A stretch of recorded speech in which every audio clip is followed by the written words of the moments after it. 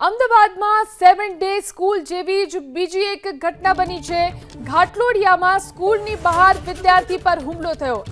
એક વિદ્યાર્થીને અન્ય વિદ્યાર્થીએ સ્કૂલની બહાર હુમલો કર્યો। જૂની અદાવતમાં વિદ્યાર્થી પર હુમલો કર્યાની પ્રાથમિક માહિતી।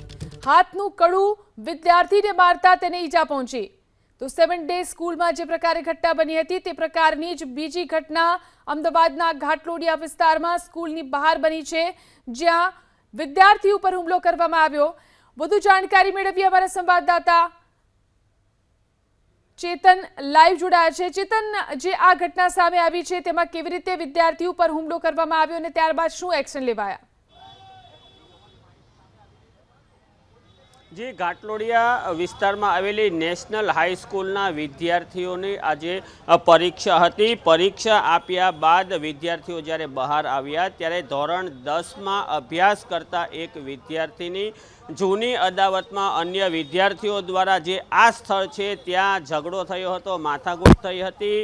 જે નેશનલ સ્કૂલના ધોરણ 10માં અભ્યાસ કરતા વિદ્યાર્થી ઉપર અન્ય જે કેટલાક બહારના વિદ્યાર્થીઓ છે તેમના દ્વારા હુમલો કરવામાં આવ્યો હતો। આ વિદ્યાર્થી પર જે બેલ્ટ અને દંડા વડે પણ હુમલો કરવામાં આવ્યો હતો, પરંતુ જે શાળા સંચાલકો છે તેમનું જણાવ્યા અનુસાર વિદ્યાર્થી ઉપર માથા ઉપર કડા દ્વારા હુમલો કરવામાં આવ્યો હોવાની પ્રાથમિક માહિતી મળી છે। પરંતુ ઘટના સ્થળે જે પટ્ટા છે, બેલ્ટ છે તે પણ દેખાઈ રહ્યા છે અને જે સ્થાનિક લોકો પાસેથી જે પ્રાથમિક માહિતી મળી છે તે અનુસાર જે 5 થી 6 વિદ્યાર્થીઓનું ટોળું આવ્યું હતું અને આ ટોળા દ્વારા આ પટ્ટા અને લાકડીઓ વડે વિદ્યાર્થી પર હુમલો કરવામાં આવ્યો હતો। જેથી કહી શકાય કે જે શાળાના સંચાલકો છે તે અલગ દાવા કરી રહ્યા છે અને અહીં ઘટના સ્થળે જે સબૂતો અને પુરાવાઓ મળી રહ્યા છે તે પણ અલગ પ્રકારના હોય છે। સમગ્ર ઘટનાને લઈને ઘાટલોડિયા પોલીસ છે ત્યાં પણ મામલો પહોંચ્યો હતો અને આ ઘટનાને લઈને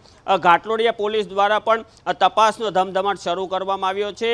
જે શાળા સંચાલકોનો દાવો છે તે અનુસાર વિદ્યાર્થીને સામાન્ય ઈજા થઈ છે અને ઘટના અંગે તાત્કાલિક પોલીસને અને ડીઓ કચેરીને જાણ કરવામાં આવી હતી। જેથી કહી શકાય કે જિલ્લા શિક્ષણ અધિકારીની કચેરી અને પોલીસ દ્વારા હાલમાં તપાસનો ધમધમાટ શરૂ થયો છે। આમ કહી શકાય કે અમદાવાદ શહેરમાં ફરીથી 7 ડે જેવી એક અહીં ઘટના બની હતી। વિદ્યાર્થી દ્વારા જ વિદ્યાર્થી પર હુમલો કરવામાં આવ્યો હતો। જી ચેતન, ત્યાં આગળ કેટલાક વાલીઓ પણ આવ્યા હશે। આ સાથે સાથે સ્થાનિકો આ ઘટનાને લઈને શું કહી રહ્યા છે તેમની સાથે વાત કરવાનો પ્રયત્ન થઈ શકે? જી ચોક્કસથી આપણે અહીં જે સ્થાનિક સાથે અમે વાત કરવાનો પ્રયત્ન કર્યો હતો ત્યારે કેટલાક લોકોએ જણાવ્યું હતું કે જ્યારે ઘટના બની ત્યારે તેઓ અહીં હાજર ન હતા, પરંતુ અન્ય આપણે કોઈ સ્થાનિકો છે તેમની સાથે વાત કરવાનો પ્રયત્ન કરીશું।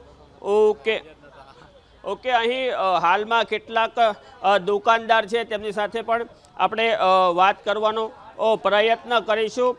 તેઓ શું જણાવી રહ્યા છે તેમની પાસેથી, પરંતુ હાલમાં અહીં ઓન કેમેરા કોઈ બોલવા તૈયાર નથી અને પોલીસ દ્વારા પણ તપાસ હાથ ધરવામાં આવી છે। જી આભાર ચેતન તમામ જાણકારી આપવા માટે। તો અત્યારે જે પરિસ્થિતિ જોવા મળી રહી છે, સ્કૂલ સંચાલકોએ ઘટનાને દબાવવાનો પ્રયાસ કર્યો છે જે આખી ઘટના બની છે। સ્કૂલ સંચાલકનું આ મુદ્દે શું કહેવું છે આવો સાંભળીએ।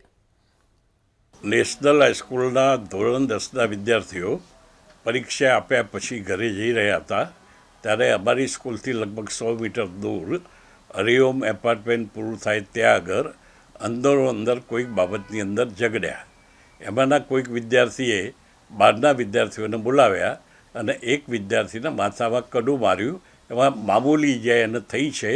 એ વિદ્યાર્થીને અમને ખબર પડી એટલે તાત્કાલિક અમે હોસ્પિટલમાં લઈ ગયા અને એનું ડ્રેસિંગ કરાવડાવ્યું, એને સારવાર કરાવડાવી, એના વાલીને બોલાવીને વિદ્યાર્થીને અમે સોંપી દીધો અને બંને પક્ષો બોલાવી અને ઠપકો આપ્યો છે અમે। તો જોઈ શકાય છે શું વાત કહી રહ્યા છે સ્કૂલ સંચાલક। સ્કૂલની બહાર ધીંગાણું થયું ત્યારે શું સંચાલકો ઊંઘતા હતા તે સવાલો અહીં ઉઠી રહ્યો છે। વિદ્યાર્થી ઉપર હુમલો થયો ત્યારે શું સિક્યુરિટી ગાર્ડ ત્યાં હાજર હતા કે નહીં તે પણ એક સવાલ છે।